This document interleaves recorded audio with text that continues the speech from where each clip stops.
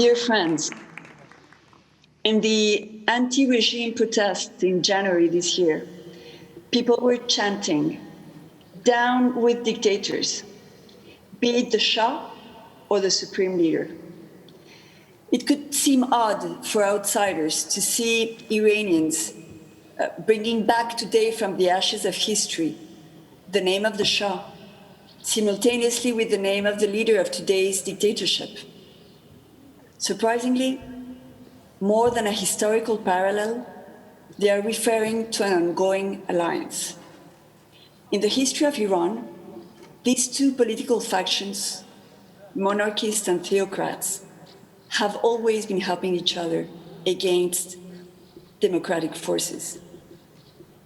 In the 1953 coup d'etat against Prime Minister Mossadegh, a liberal reformist who was opening a democratic path for Iranians, Ayatollah Kashani acted in alliance with the Shah to bring Mossadegh down, accusing him of being a communist and putting an end to this early Iranian spring. Today, the mullahs are in power, but the monarchists, despite all their enmity with this regime, prefer this regime to the free and democratic option that Iranians in the streets are claiming for. Interestingly enough, recently, Ardeshir Sahedi, a former Iranian minister and most of all, an ambassador to the United States from the Shah era, attacked Washington for the military operation against Qasem Soleimani. He said in an interview that the United States were the real terrorists. And he added, "I have always been and will always be proud of Qasem Soleimani. He was the one who sacrificed his life for his country, unlike those who sell themselves for money." We all know that Qasem Soleimani was considered by Khomeini himself to be his preferred one, his successor. And we also know that Qasem Soleimani has been accused for executing thousands of Iranians, working for a regime that has proven to be corrupt to the bone, with wealthy leaders plundering on the country's resources, while their fellow citizens face hunger and deprivation. So, what was Ardeshir Sahedi talking about as a follower of the Shah? Who was he trying to fool? In fact, what people in the streets in Iran are telling us is that they haven't been fooled at all, that they understand better than anyone who these two forces and how these two forces play together in order to continue exploiting and robbing the country to their personal benefit. The objective alliance between theocrats and monarchists is also visible in another particular issue, in the way they both attack the Iranian democratic forces, those that are uniting all protesters inside Iran and gathering international support outside its borders.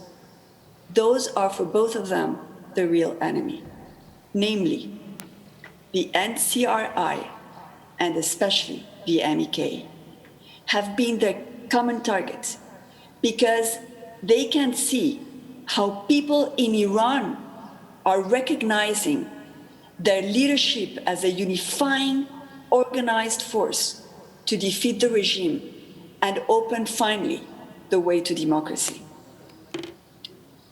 For years, the mullah's regime has campaigned to portray the MEK as a terrorist organization, and it has failed.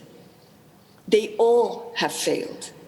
Every single time when their accusations have been brought to a court of justice, an independent judge has made a point of honor, be it in the States, in Britain, in Europe, to clean the name of the Iranian resistance and of its leaders from all the dirt the regime tried to pile up against them.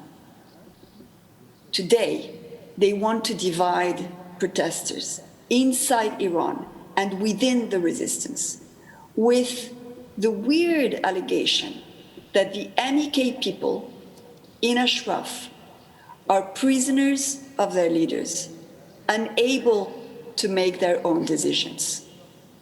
This is precisely what the tyrannic regime of the mullahs is guilty of.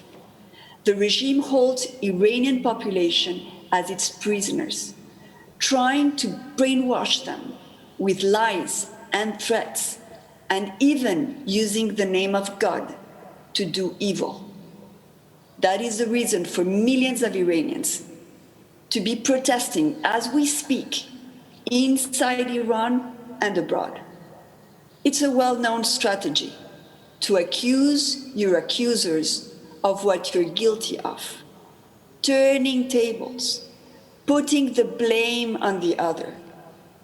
But after the impressive summits for freedom held 2 days ago, which brought together through internet thousands of people from all around the globe to advocate freely and support the Iranian protesters and the Iranian resistance, it is foolish to think that anyone will fall into their lies and propaganda.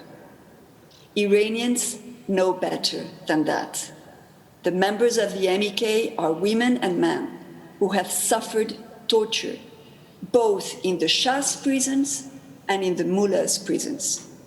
They have seen their families and friends executed. They know who took away their freedom and who is the liar.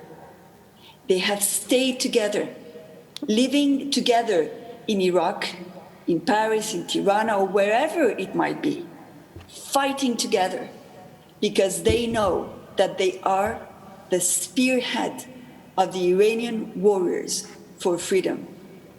Their choice is to remain together, knowing, of course, that they can leave at any time if they wish to do so, and that they can have their own private life whenever they decide to.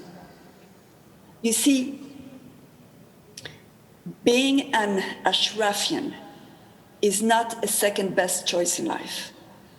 It's not a solution against solitude or unemployment. It's not an escaping strategy or a transitional mode. It's not being the puppet of anyone.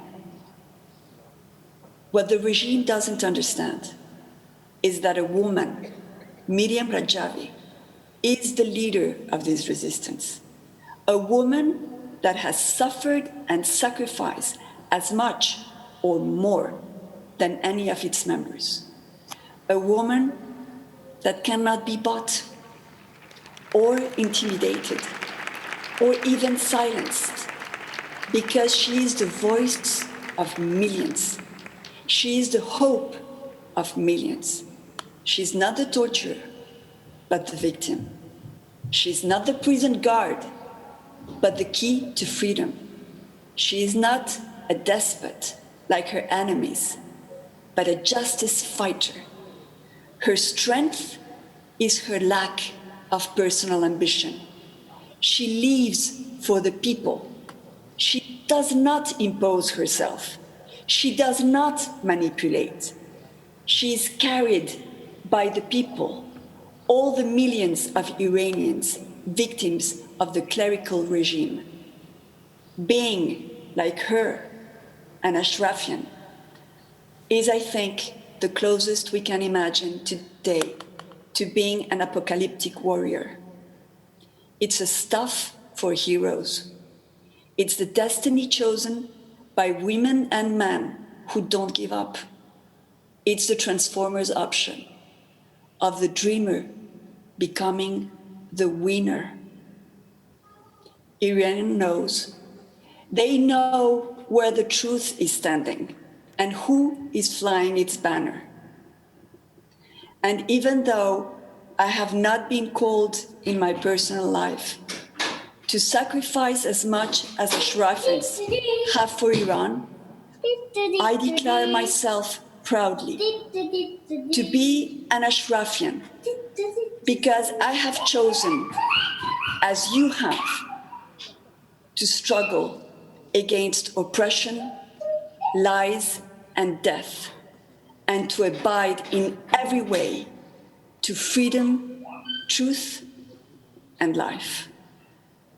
Iranians have understood that the best way to have the criminals accountable for their 40 years of crimes is to overthrow this tyranny, to win this war for freedom. Hazer, Hazer, Hazer.